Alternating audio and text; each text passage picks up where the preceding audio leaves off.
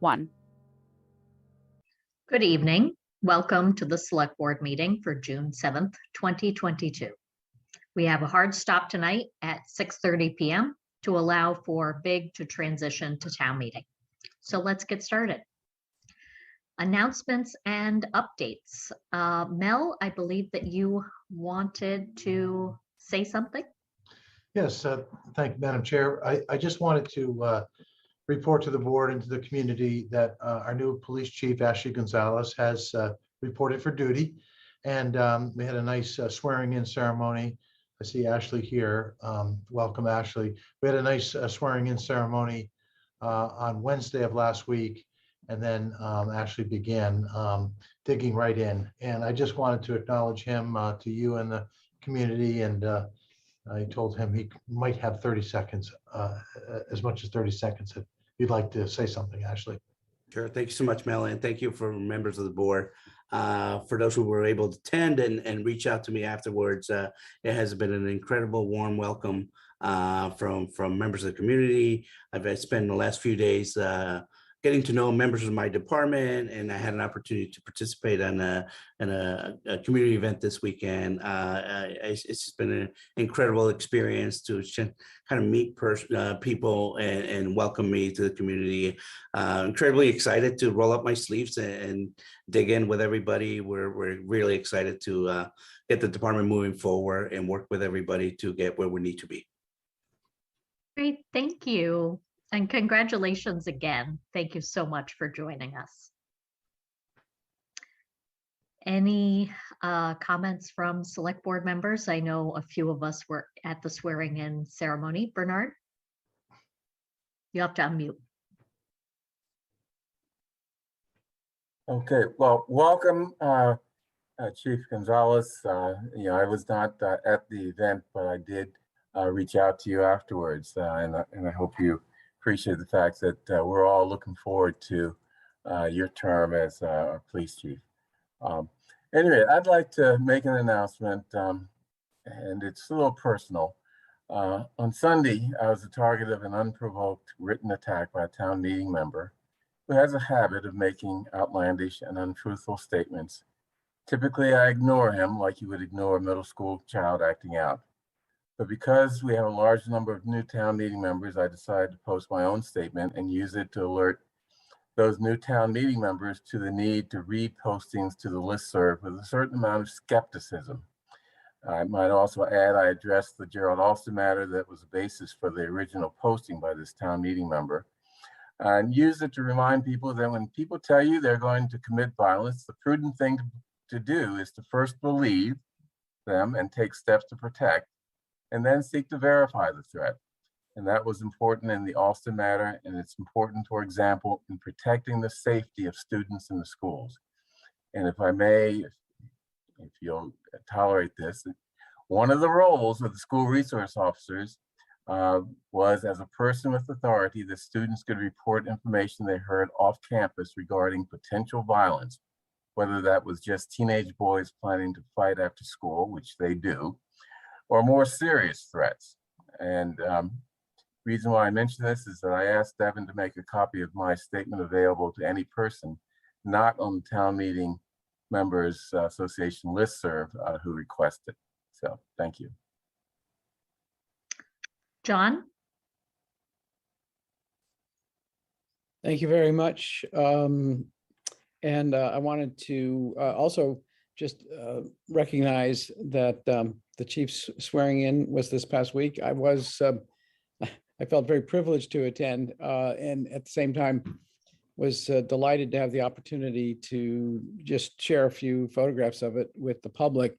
And then, not expecting this to happen, I showed up at the Coolidge Corner Arts Fest on Saturday, and there was the chief. He was the first person I saw, and he was surrounded by a few people who were there to say hello and to welcome him to Brookline, and I thought that was great and very typical of Brookline.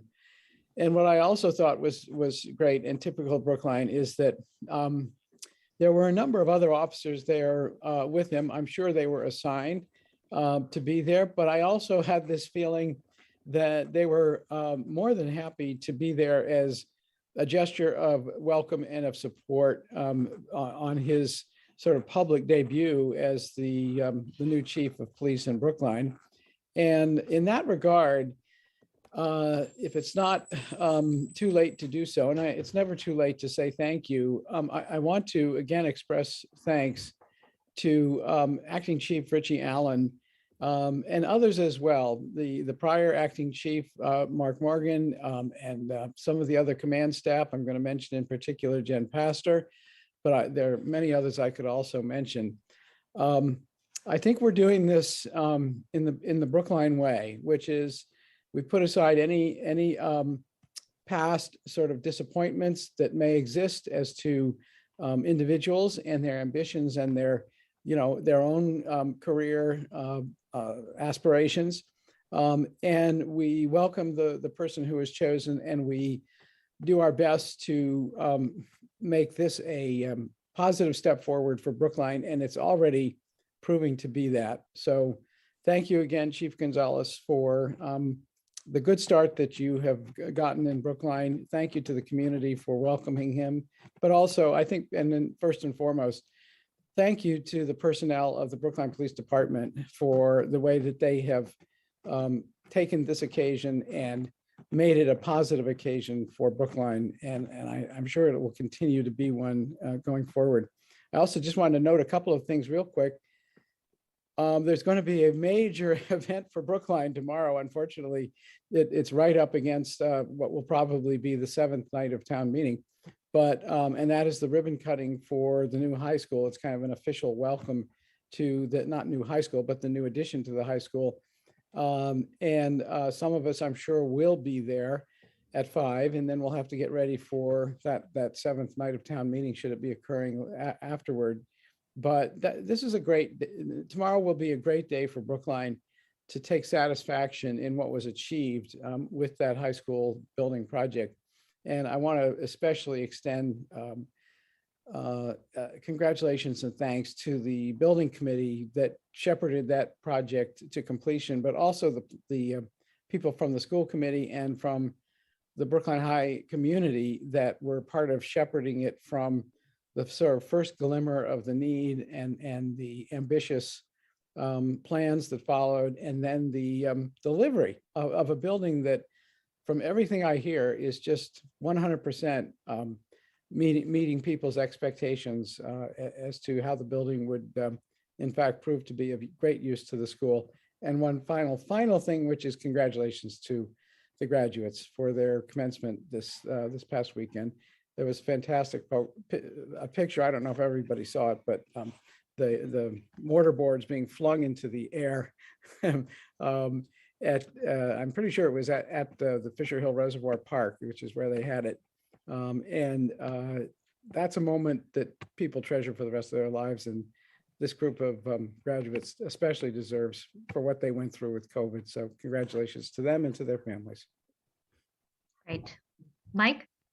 I want to join in welcoming the chief, in spite of the fact that he's a Yankees fan. He's owned up to that. Thank you, Mike. Any other news and updates? Miriam? I'll just quickly say that if you're looking for a job for your child, the US Open is hiring kids over 15 and over to help as parking attendants. And I'm just very excited because my son now has his first job. So it was very easy. We went over to Pine Manor, and there's lots of signs that say parking. And then he signed up and interviewed and walked out with a schedule. So, and also, welcome to Chief Gonzalez, who I also saw at the Coolidge Corner Arts Festival, which was just immensely successful. It was just fabulous. So I'm really glad to see everybody out and about and supporting all the arts and food trucks. And it was just a great, beautiful day. So that's it. No, I'm getting very excited about Brookline Day. I got us matching t-shirts. Don't worry. Oh, I'm so in. I'm on it. I'm totally wearing it. Any other news or updates? If not, we can move into public comment. John, would you like to take that? I will be happy to. Thank you very much, Heather. Yes, public comment is an opportunity for us to hear from the perspective of people in the public on issues that matter to them. We have a few rules with them that we'd like to share, with them, excuse me. Each person speaking tonight is limited to 3 minutes. You don't need to use the entire time, but you may if you like. Please refrain from personal attacks and from addressing personnel issues during your comments. Members of the public sometimes raise questions during public comment. We may be able to provide a quick answer to a question, but are more likely to work with staff to get a more thorough answer and respond over email. We'll let you know when you have 30 seconds remaining, and when your time is up, please conclude your remarks at that time. And if you have more to say, you are welcome to send an email to board members expressing your thoughts in greater detail. And Devin, it's over to you. The first person signed up for public comment is Willie Osborne. You've been promoted to a panelist. You can unmute and share your video if you're comfortable, and your 3 minutes will begin. Thank you very much. I'm calling in to support item 3E, which is the grant for a fast charger installation for electric vehicles in the Coolidge Corner area in the Webster Street parking lot. And I want to explain a little bit why I'm in support of this and why I think it's important that the board accept it and move forward with putting it in. The charging facility is an important step to help the town achieve its clean transportation goals. If you remember, the town meeting warrant article in 2019 on the transportation vision set a target of 30% or about 6,400 registered electric vehicles in town to be electric by 2030, with an interim goal of around 2,500 cars by 2025. I was involved in writing up this and have followed it in the meantime. These are challenging numbers and will not be reached without a robust program to install EV charging infrastructure. The fast charger grant that you're considering is a good first step in the right direction. Critically, it will help particularly an important group of would-be EV owners in town, the so-called garage orphans. These are renters and condo owners who presently have no easy access to EV charging overnight. It is estimated that they number over 4,000 people, or nearly 20% of our households. The new high-speed chargers will also help drivers of Uber and Lyft who might want to convert to electric vehicles but are reluctant to do so because there is no way near their pickups to recharge quickly. Brookline relies more heavily than most Massachusetts cities and towns on this rideshare modality, which efficiently substitutes for single ownership vehicles. Before the pandemic, over 2 million rides originated in Brookline, making it number 4 in the state, where it is only number 19 in population. So a big use of rideshare. In summary, having nearby fast charging in one of the town's key transportation hubs will accelerate our transition to clean electric transportation. Thanks for your time and attention.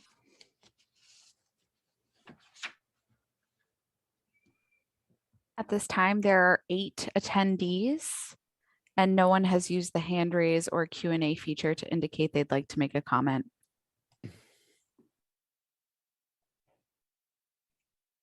Great. I guess we will go into our miscellaneous agenda.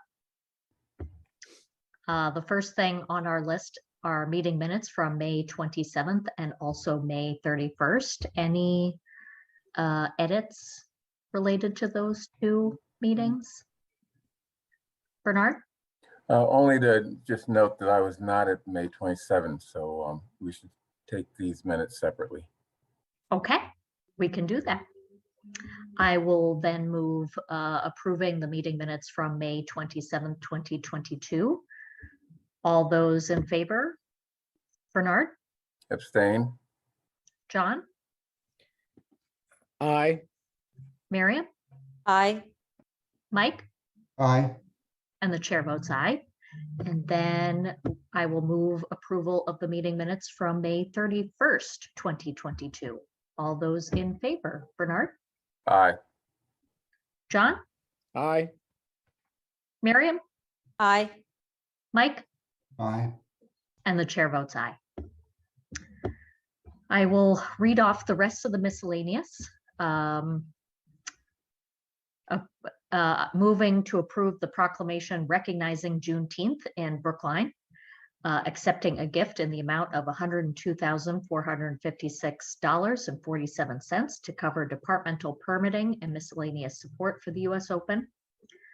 Approving DPW contract in the amount of $499,231.22 with WSP USA for Phase 1 design, engineering, and architectural services pursuant to the development of a 25% design concept and construction cost estimate for the Davis Path footbridge replacement. Moving the awarding and executing of a contract Woodland Road improvements with Richard D. Ambrosia Incorporated at 166 White Street in Weymouth, Massachusetts, in the amount of $820,239.07. Accepting a shared streets and spaces grant from the Massachusetts Department of Transportation in the amount of $49,920 for purchase of equipment related to pedestrian and bike safety. Accepting a Massachusetts Electric Vehicle Incentive Program, Mass EVIP, grant in the amount of $86,000 for the purchase and installation of DC fast charge in the Webster Street parking lot. Moving approval of the authorization to hire request for the following vacancies within the Public Health and Human Services Department: Coordinator, Substance Use and Violence Prevention for Youth, Emergency Preparedness Coordinator. Moving approval of the authorization to hire request to fill the following vacancies in the Fire Department: 3 firefighters and 1 lieutenant. Approving the appropriation transfer request within the Town Council's office in the amount of $50,000 as follows: $45,000 from permanent full-time to general consultation, $4,000 from permanent full-time to subscriptions, and $1,000 from permanent full-time to office supplies. Approving the appropriation transfer request within the Building Department in the amount of $46,000.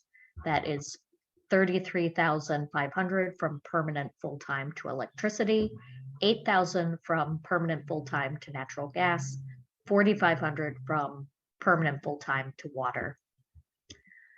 Moving approval of a temporary wine and malt beverage non-sales license to Pierce School for a parent-teacher organization to be held on June 10th, 2022 from 7 p.m. to 10 p.m. at 50 School Street. 150 people are expected to attend. And finally, moving approval of a temporary wine and malt beverage non-sales license to the Lars Anderson Auto Museum to be held on June 11th, 2022 for a bat mitzvah from 5:30 p.m. to 10 p.m. at 15 Newton Street. 50 people are expected to attend. All those in favor of that consent agenda, please say aye. Bernard? Aye. John? Aye. Miriam? Aye. Mike? Aye. And the chair votes aye. Devin, I have that we were supposed to interview someone, but it's my understanding that she may need to reschedule. That's correct. Okay, so we will work with her offline to do that, which leaves us with a reserve fund transfer within the building department. Do we have anybody presenting on this? I'm promoting Melissa now. Great, thank you. Good evening, Melissa Goff, Deputy Town Administrator, covering for the Building Department tonight. You should have received in your packet some backup information from Charlie Simmons, the Director of Public Buildings, basically explaining where the overages were. A few things going on here. Some of this was related to the way the buildings were running to try and pump more fresh air into the building due to COVID. Some of this is also related to estimates for the high school with the new STEM wing and the new building coming online. We generally take the estimates from the engineer for the project. And if there are variances there, that's part of the reason why there was an overage. We will be looking to see if there's anything that we can look to chase from FEMA reimbursement, anything COVID related.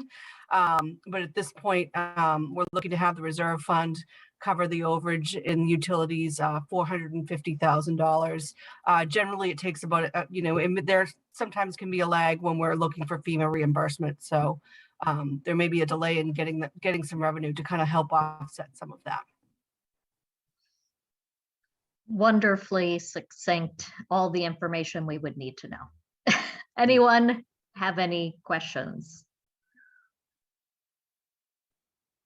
Wow, it really was all the information we needed. Thank you so much, Melissa. No problem. If there are no comments, I can move the language. So it would be moving approval for the request for a reserve fund transfer within the building department in the amount of $450,000 related to the utilities accounts and transmit to advisory committee for approval as follows. 180,000 to, do I have to read the account number? No. Okay. I think it's just transmitting the reserve fund transfer request as articulated in the memo from the building department. Okay, great. Because this is like an 11-digit number. $180,000 to an account for natural gas, $270,000 to an account for electricity within the building department. All those in favor, please say aye. Bernard? Aye. John? Aye. Miriam? Aye. Mike? Aye. And the chair votes aye. Great, thank you, Melissa. So moving on from there, the Cannabis Mitigation Advisory Committee would like us to consider a new and improved charge. Miriam, would you like to talk about it? And then I know Mike Salmon has been taking over this committee, so. I don't think Mike's had a chance to actually meet with the Not yet. committee. Okay, so Miriam, it's all This'll be- yours. Yeah, this will be all me. So one of the things that became apparent during the committee meetings is that now that cannabis, retail cannabis is established in Brookline, the kind of charge of the committee really needed to just pivot just a little bit, to focus a little bit. I mean, originally a lot of the work was really mitigating impact on the neighbors and the neighborhoods, and that's really reached kind of an equilibrium, which is nice. But then the concern now, especially with the changing of the amount of funds, the money is going to be changing, and how we spend it, we want to be more thoughtful about it. And so really the discussion the committee had was moving more into things like addressing advertising, addressing education and community outreach. And so really that's keeping still the original charge in mind. We really just moved away from some of the more mundane policing stuff, which has really kind of, again, reached equilibrium. It's all still there essentially, but giving a little bit more leeway to thinking about how the retail industry has changed with advertising and what's the word I'm looking for, where they pick it up and delivery and how the committee can work to address some of that. So those are the changes. There were supposed to be some committee members. Bruce Levine was supposed to be here, but I don't see him in the participant list to also answer any questions. But this was I will say this was a very collaborative effort on the part of the committee. Bruce and I kind of did a first pass, and then the whole committee, we spent a meeting really working on it. Everybody was very happy in the end, and we all voted on it and unanimously approved the changes to the charge. And they really, I mean, honestly, don't think there's anything substantive. And it still really, I think, speaks to the in fact, I think it speaks really much more now to the original reason for the committee, because as the industry has changed, I think the committee needs to adapt to that. So that's it. Happy to answer any questions. Excellent. I'm very pleased to see this committee moving forward and adapting, you know, as we learn more about our experience as a license issuer for this establishment. Any comments or questions for Miriam?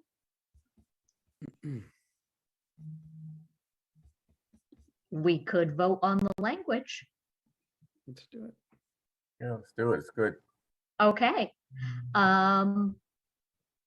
So I will move approval of the revised charge as proposed by the Cannabis Mitigation Advisory Committee. All those in favor? Bernard, Aye. John, Aye. Miriam, Aye. Mike, Aye. and the chair votes aye. Thank you so much for working with your committee on this to bring it before us this evening. Thank you. I'm glad we actually finished it before I got to hand it over to Mike. Yes. Whenever there was a delay, it was completely and totally my fault.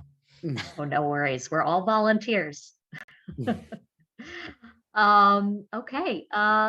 Do we have any warrant articles that still have not been discussed at town meeting, that there have been changes? I don't know if we bring Melissa back. I'm not aware of anything. The one thing I wanted to check was there was a small change. I thought that the advisory committee was making in, and honestly, I don't recall which of the warrant articles it was that are coming up at the very end. Well, that's not helpful, Mike. No, it's not helpful at all. I'm sorry. I just, I was looking at the supplemental report for tonight. I should go back and take a look at that. Hang on a second, I will. Okay.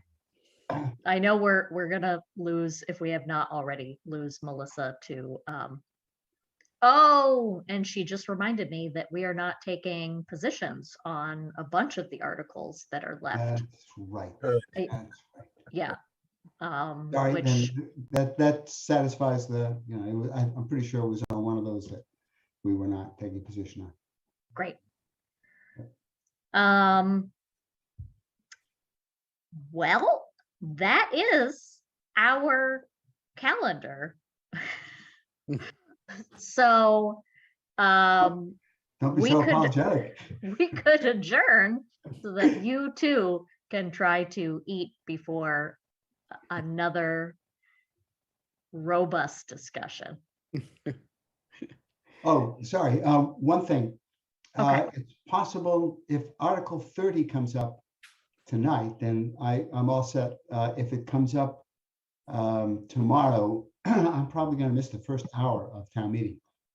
So I do want to hand it off. I've got the speech, as it were, all written out, so I'm perfectly happy to hand it out to anybody who wants to take it. This is the Kent Street, Station Street parking lot.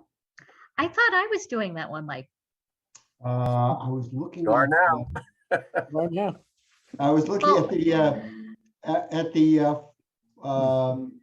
spreadsheet, and it looked like I was, but I'll happy, if you haven't got anything written, I'm happy to send it to you. So let's talk offline, because I will miss tomorrow evening the entire thing.